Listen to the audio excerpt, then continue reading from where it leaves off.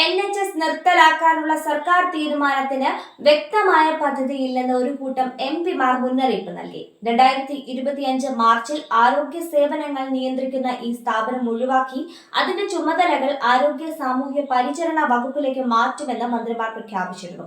എന്നാൽ public accounts committee ഈ മാറ്റം മൂലമുണ്ടാകുന്ന അനിശ്ചിതത്വത്തിൽ ആശങ്ക പ്രകടിപ്പിച്ചു.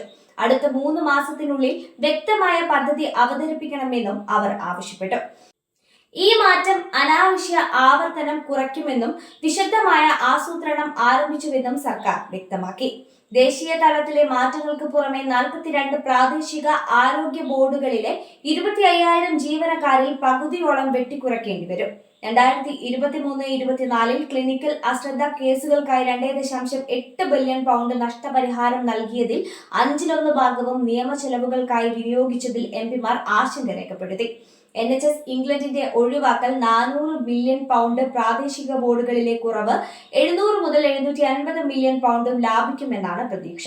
NHS ട്രസ്റ്റുകളുടെ പ്രതിനിധീകരിക്കുന്ന NHS കോൺഫെഡറേഷൻ ഇത് ദശാബ്ദങ്ങൾക്കിടയിലെ ഏറ്റവും വലിയ പുനഃസംഘടനയാണെന്ന് വിശേഷിപ്പിച്ചു.